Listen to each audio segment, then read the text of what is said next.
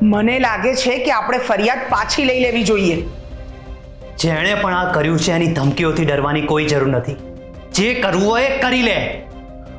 પણ માધુરીને સાથ પણ આપી રહ્યું હશે. સરગમ,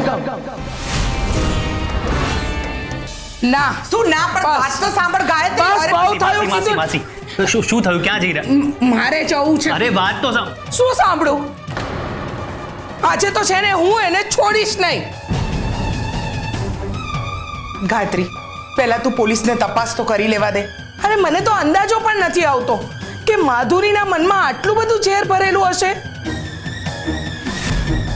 ગુનેગાર કોઈ બીજું છે ને તમે લોકો સરગમ ઉપર શંકા કરતા હતા.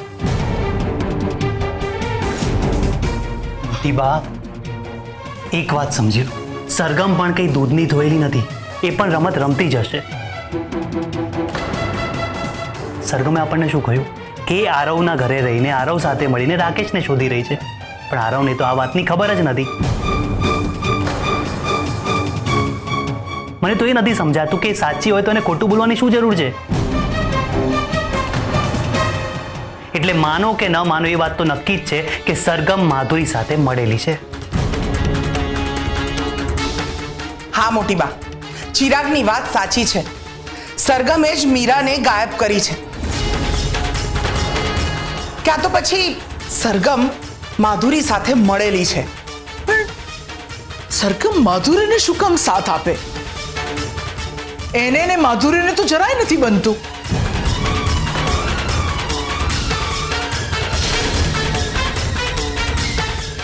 સરગમ, હું મારી દવાઓ લઈને આવું છું, પણ ત્યાં સુધી એવો કોઈ નિર્ણય નહીં લેતા કે પાછળથી પસ્તાવાનો વારો આવે.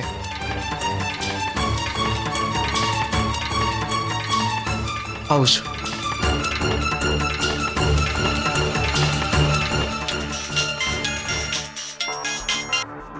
હલો, હા જીતેન્દ્રભાઈ, તમે આવી ગયા છો? હા, તમે કહ્યું હતું એમ ઘરની બહાર આવી ગયો છું. તમે બહાર જ ઉભા રહો, હું તમને ત્યાં જ મળવા આવું છું. ઓકે. મમ્મી, કોને મળવા માટે જાય છે? બહાર કોણ છે? કંઈ ખાસ નહીં બેટા, હું આવું જ છું.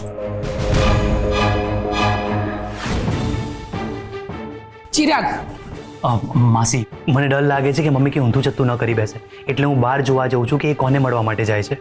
અરે કોઈ કામથી બહાર ગઈ છે, તું અહીંયા રહે ને. પોલીસને ફોન લગાડ. સરગમ, સરગમ, આજે તું મને સાચે સાચું કે તું આ બધામાં ઇન્વોલ્વ છે? તને તારા મોટી બાના સમ છે. આજે મને સાચે સાચું કહી દે. મોટી બા, હું તમારી નાની બહુ છું. હું ક્યારેય કોઈ ખોટા કાર્યનો ભાગ ના બની શકું. અને તમે મને પોતાના સમ આપી રહ્યા છો. એનો અર્થ કે તમને તમારી નાની વહુ ઉપર વિશ્વાસ નથી. મને મને કંઈ સમજાતું નથી બેટા. અરે એક બાજુ ચિરાગ કહે છે કે તું પેલા બુકાની વાળા માણસ સાથે સંકળાયેલી છે, એક બાજુ માધુરીને પોલીસ પકડીને લઈ ગઈ, અને મીરા વહુનો તો કોઈ અતો પતો જ નથી. અને માફ કરી દેજે બેટા, મેં તારા પર શંકા કરી, પણ બધી પરિસ્થિતિ એવી આવીને ઊભી રહી ગઈ કે મારા મનમાં આવા બધા વિચારો ઉદ્ભવવા લાગ્યા. માધુરીને પોલીસ પકડીને લઈ ગઈ? હા, પોલીસને પુરાવા મળ્યા છે કે માધુરીએ સંજીવની હોસ્પિટલના કોઈ સ્ટાફને પૈસા આપીને મળદું ખરીદ્યું અને પછી એને સળગાવી નાખ્યું. એણે પોલીસ અને આપણને ગુમરાહ કર્યા કે રાકેશ બળીને મરી ગયો છે. આ તો વિચાર્યું તો એના કરતાં પણ બમણી હોશિયાર નીકળી.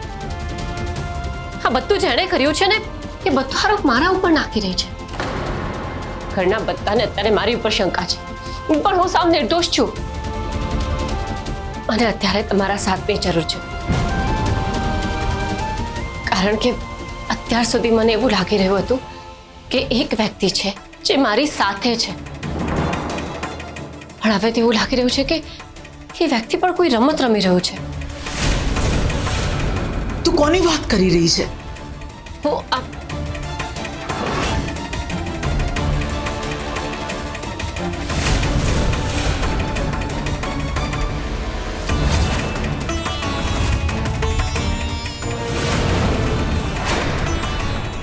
મોટી બા, આરવ તમને મળવા આવ્યો છે. હા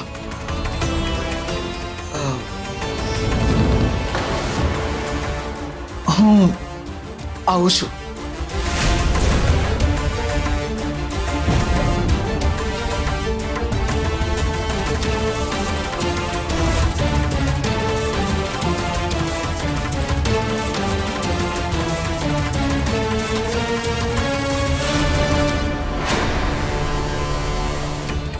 બસ આવું છું હમણાં બહાર.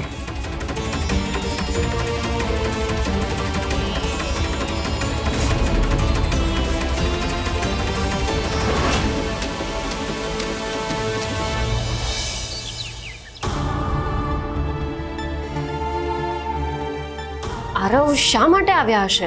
મોટી બા, મેં તમને કહ્યું હતું ને, એટલે મેં આખા અમદાવાદમાં તપાસ કરાવી અને તમે જે જગ્યા વિશે વાત કરી રહ્યા હતા એ જગ્યા મળી ગઈ. તો કઈ છે એ જગ્યા? એ રાણીપ બાજુનો એરિયા છે. ત્યાં સુધી ગયો પણ શું બેટા? મોટી બા, હું જેવો ત્યાં ગયો તો એ લોકો રાકેશને ક્યાંક બીજી શિફ્ટ કરી ચૂક્યા હતા.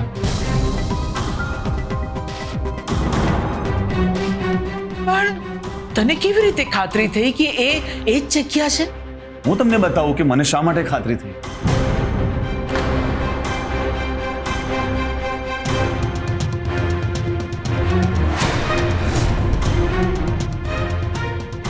આરવ મોટી બાને શું દેખાડી રહ્યા છે? મોટી બા, અહીંયા રહીશ તો કોઈને કોઈ તો આવ્યા જ કરશે. મને લાગે છે કે અત્યારે મારે અહીંયાથી નીકળી જવું પડશે. મોટી બા, મોટી બા, મોટી બા. ગાયત્રીબેન, શું હતું? મોટી બા, ઇન્સ્પેક્ટરનો નંબર મારા મોબાઈલમાંથી ડિલીટ થઈ ગયો છે. તમે મને નંબર આપશો? હા, લખો.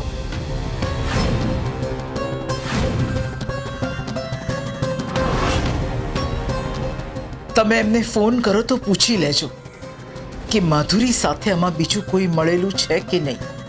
હા.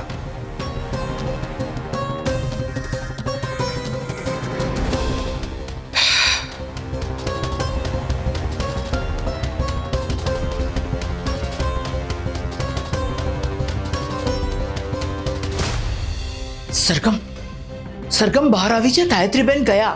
સરગમ, સરગમ, સરગમ, સરગમ, સરગમ, સરગમ.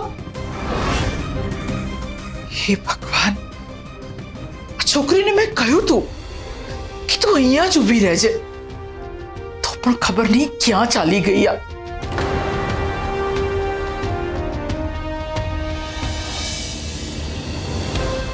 વાત એમ છે જીતેન્દ્રભાઈ કે મોટી બા હજી સુધી ઘર વેચવા માટે તૈયાર નથી થયા અને તમે પણ એડવાન્સ આપી દીધું છે એટલે એ સ્વાભાવિક છે કે તમને પણ ઉતાવળ હોય. પણ નવું મકાન લેવા માટે અમારે પણ સમય જોઈશે. પણ એ માની કેમ નથી રહ્યા? પૈસાનો પ્રોબ્લેમ હોય તો મને કહો, હું વધારે રકમ આપવા માટે તૈયાર છું. પણ આ ઘર મારે જલ્દીથી જોઈએ છે. તમારે મને થોડો સમય આપવો પડશે. જુઓ લજ્જાબેન, તમે મારી પરિસ્થિતિ સમજો. અરે પણ શું થયું આંટી? કંઈ પ્રોબ્લેમ છે? બધું ઠીક તો છે ને? બેટા બધું ઠીક છે. અમારા ચિરાગનો ફ્રેન્ડ છે. હેલો. હાય.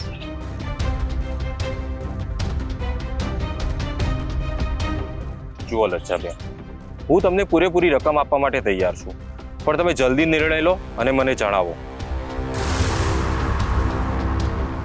હવે મારાથી વધારે રાહ જોવા એમ નથી.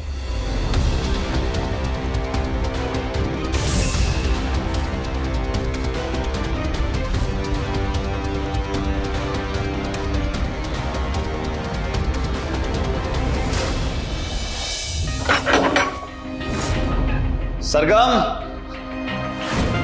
સરગમ, સરગમ. ક્યાં જતી રહી યાર?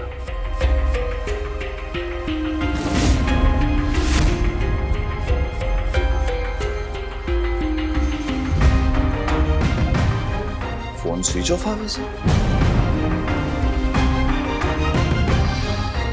ઘરમાં નથી તો સારું છે. ત્યાં સુધી હું મારી ગેમ શરૂ કરું.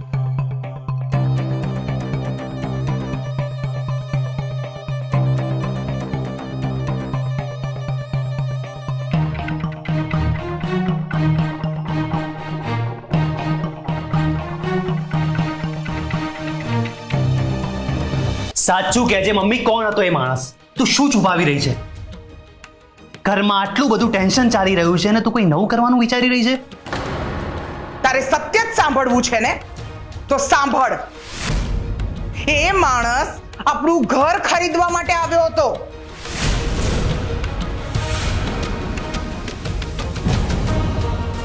તારું મગજ તો ઠેકાણે છે ને?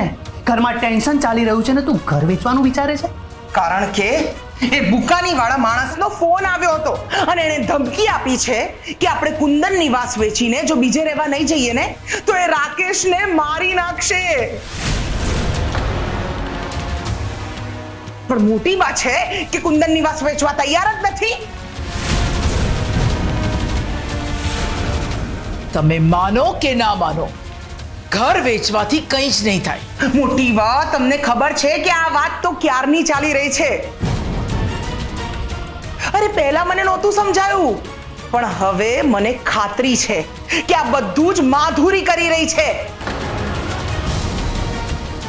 એ તો પહેલા જ ઈચ્છતી હતી કે આપણે કુંદન નિવાસ વેચીને બીજે રહેવા જતા રહીએ. પણ મમ્મી, તું આટલું શ્યોરિટી સાથે કઈ રીતે કહી શકે? શું વાત છે?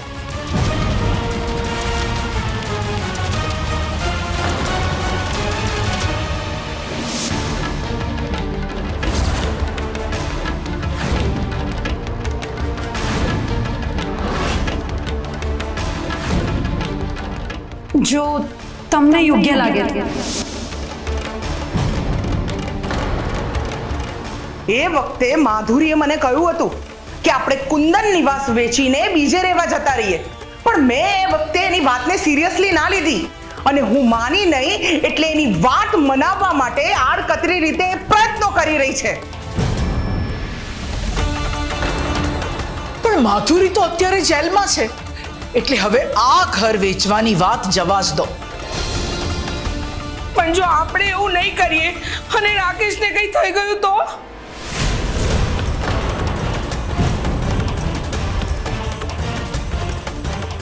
The game now begins.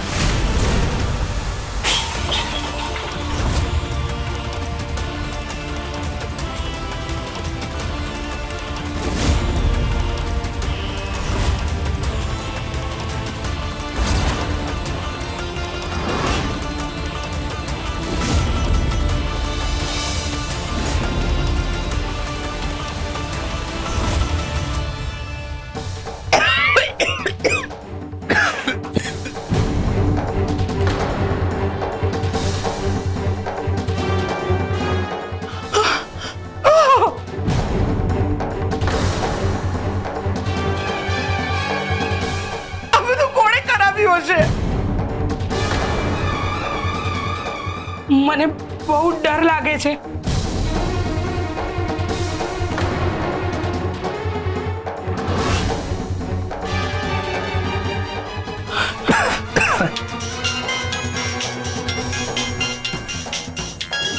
આ તો મીરાનો ફોન છે.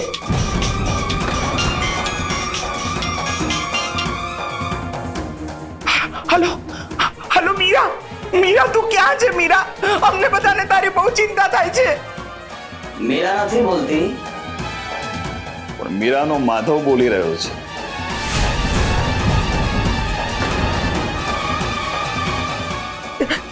તમે કોણ છો? હું કોણ છું એ પ્રશ્ન જવા દો. મને એ કોને ધડાકો કેવો લાગ્યો?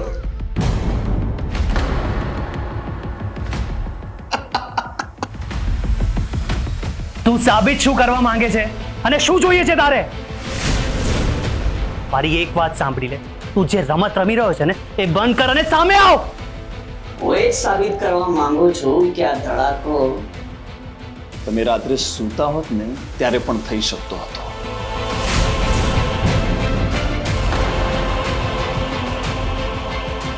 પણ આ એક ચેતવણી છે.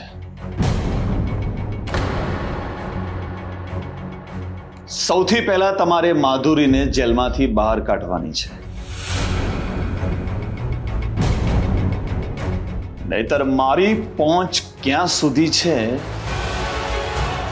એનો તમને અંદાજો પણ નહીં આવે.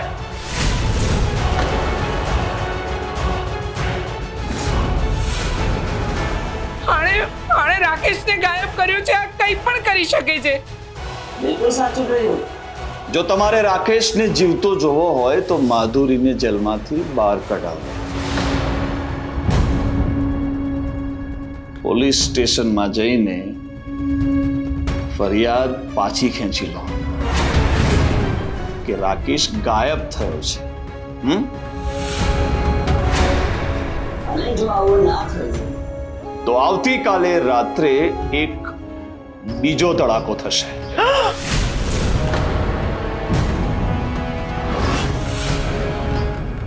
જો તું હલો હલો હલો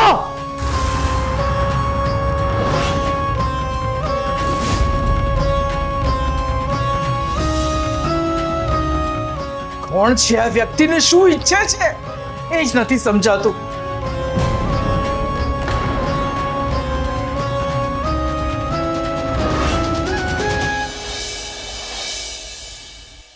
સરગમ કહેતી હતી કે માધુરી એને મળવા માટે આવી હતી, પણ માધુરી સરગમને મળવા શું કામ જાય?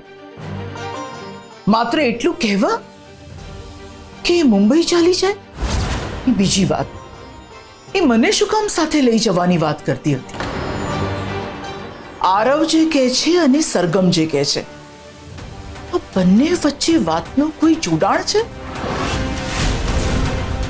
શું મારી સરગમ ખરેખર દોષી છે? તો પછી એ મારા ખોટા સમ શું કામ ખાય?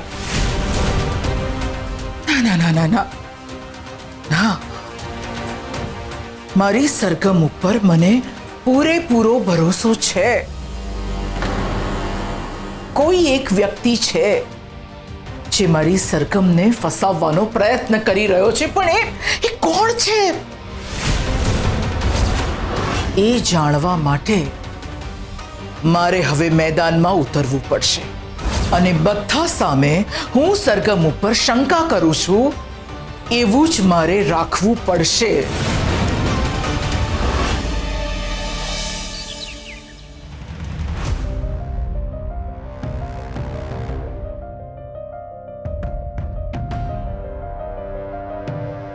મને લાગે છે કે આપણે ફરિયાદ પાછી લઈ લેવી જોઈએ. જેણે પણ આ કર્યું છે એની ધમકીઓથી ડરવાની કોઈ જરૂર નથી. જે કરવું હોય એ કરી લે. પણ માધુરીને સાથ કોણ આપી રહ્યું હશે? સરગમ.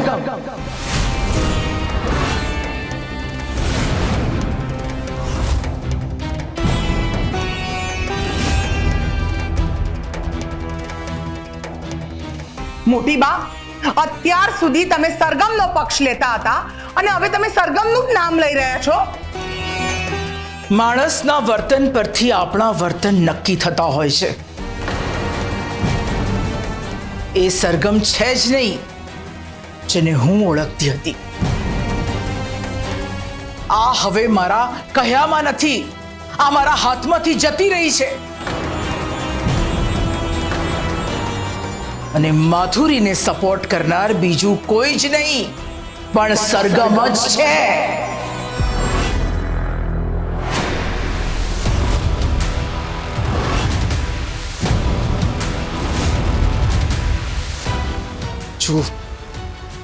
જુઓ તમે લોકો આ વિડીયો જુઓ.